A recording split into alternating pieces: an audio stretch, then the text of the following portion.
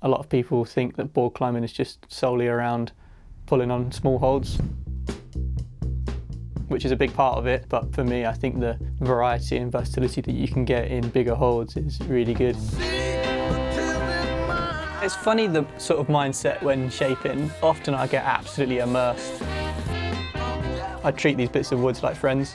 That might sound really sad, but you do get to know them.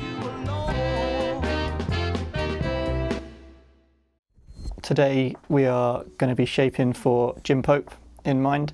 He's got a trip coming up to New Zealand, which is predominantly more sort of like open hand slopey holds. For today I've chosen Sycamore and Yew. Main reason for that is with these big slopers today we wanted to get something much deeper, so like 70 mil. A lot of my timber doesn't come anywhere near that sort of size. I was quite fortunate with the Sycamore that it did. And then for the yew, I was quite fortunate to get 2 of these yew logs. Yew's a real sort of can of worms. As you can see, the way that yew grows, it's very interlocking, it's twisted.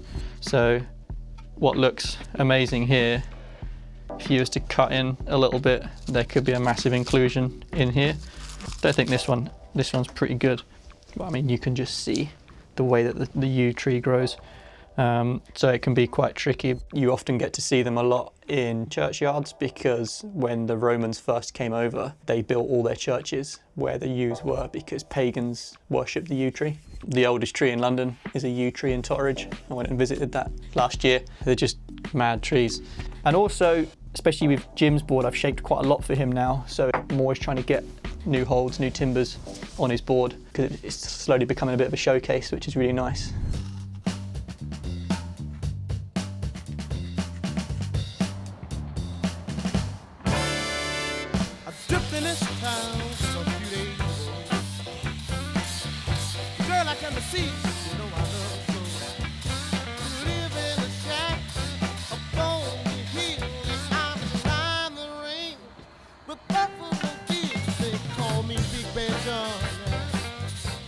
Normally when shaping bigger holds, I'll tend to cut away as much waste as I can on the bandsaw, but today I want to really try and save as much as I can. It's a bit more laborious, but I'll put a fresh pad on the grinder and then I can basically just chip away and just see how I get on with them.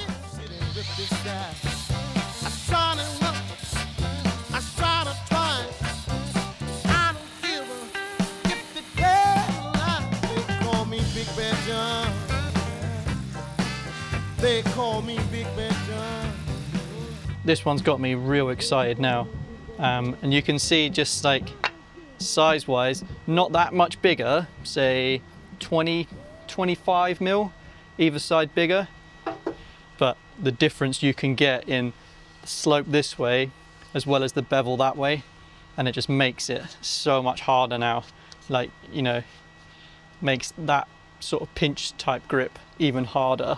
Holds like this I get really excited about because the main thing about it is that it's basically forming as I'm going. I know that sounds a bit cheesy and it's obviously what I do when I'm shaping, but I like holds that are different, and by different constitutes a lot of things. So I'm not a massive fan of like big, like symmetrical either side. Some of the most favourite holds that I've made, I've sort of like feathered out loads, really banked up, so it forces, you know, more of a, you know, favour the back 3 or front 3 depending which side you put it. For me, as with everything, it's all about outdoor climbing, and I don't know many places where you've got a completely uniform crimp or edge. So I take a lot of inspiration from that, and you know, I've actually made more specific like undulating holds before for people to try and replicate that. Maybe this one's wicked.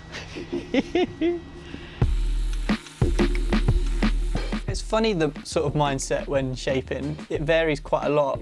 Often I get absolutely immersed in what I'm doing. I treat these bits of woods like friends, and that might sound really sad, but you do get to know them, and especially like shaping all sorts of styles of holds as well. You know how certain timbers are going to react. I've been quite fortunate to use Sycamore before, so I know what treats I'm going to get, and I know that if I really focus on getting the first stage is absolutely nailed and dialed, then I know that there's going to be some rewards later on down the line. And this is what's lovely with this sort of timber. You start to get a lot more of these little bits of individual figure coming in. We've got another bit of spalting that's popped up here, which, you know, when that was shaped like that before, you didn't know what you're going to get. That's always quite exciting when you're sat here by yourself working away and you get little treats. But this is just going to be lovely once it's all polished up. It's really satisfying coming from a block that was, you know, the way it was before when you rough cut, to feeling it come together in your hands. Yeah, it's pretty good. So, I mean, people are quick to dismiss bigger holds. I think more boards should have bigger holds, bigger range. I've definitely gone more over that way in the last 5 years or so since I've finally got my board. That's the beauty, once again, of boards, isn't it? You haven't got to answer to anyone. So this now is shaping done. So we've gone from the very coarse 40 grit on the grinder all the way through to this is now at 300. And that's it now. The last 2 passes will just solely be just to bring out any more remaining figure and grain in the timber and just to give it that shine. These two especially you, takes an amazing shine.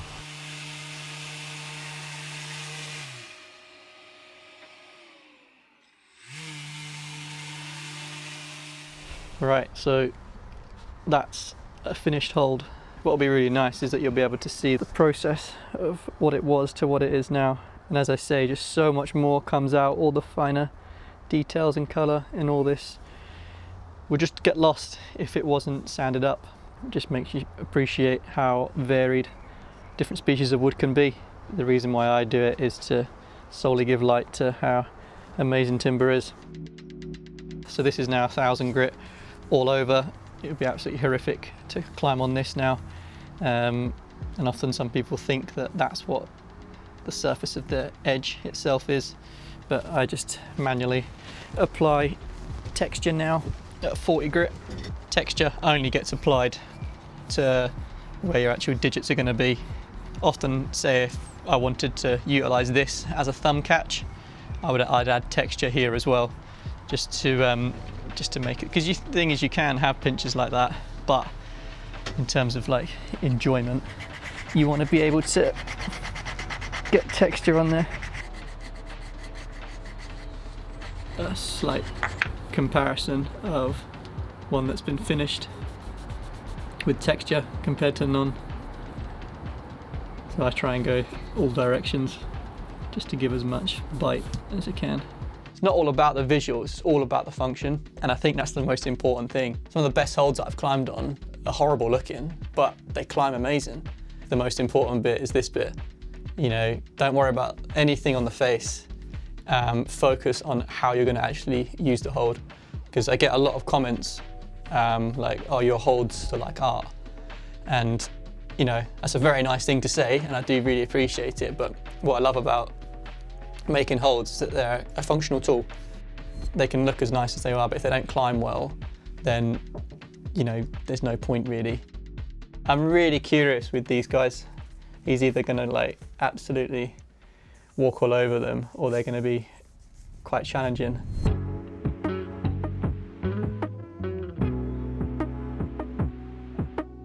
Hey guys, today we're going to be doing an unboxing video from my absolute favourite beauty pie. Let's get into it. Oh, this is my favourite sloppy pinch. With this serum you can really up your pinch game. I reckon I'll go this one a bit more vertical, just like bang, pinch. And they look good on the wall. Because it looks nice down here, I like spending time down here, and then I like climbing on the board. I think if I just had a load of my own homemade horrible things, I probably wouldn't have the sight to do it personally. I mean, I've spent a lot of time on the schoolroom board as well, but yeah, I like it looking a bit nicer. It's nice to have a variety of wood. It makes it look cool. It's kind of like, just like a little collection, isn't it? I think a lot of climbers like collecting things, going out on logging, ticking.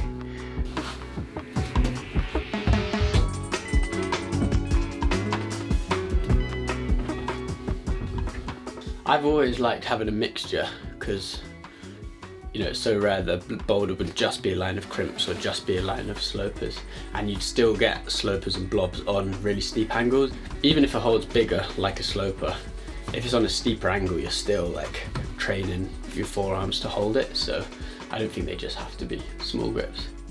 I like how it looks as well. It kind of gives you the options. One of the reasons why I prefer sort of like a woody style board to a system board, you know, there's a lot of aspects and nuances with someone's board, whereas a system board, it's sort of like, I don't want to slag them off because they're an amazing tool, but they lack a lot of that kind of romance that I think especially the British are very fond of with boards. You know, they have a lot of character, and I think we're starting to see that more and more now. I mean, I get it all the time with people when they send photos of their boards. It's great to see like huge variety on someone's setup at home.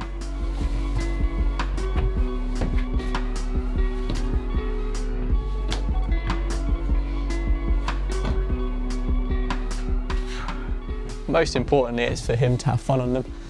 That's the big thing that I want from these. Every now and then he'll send me a little video of him on the board, you know, and yeah, it's great. That's what it's all about, really.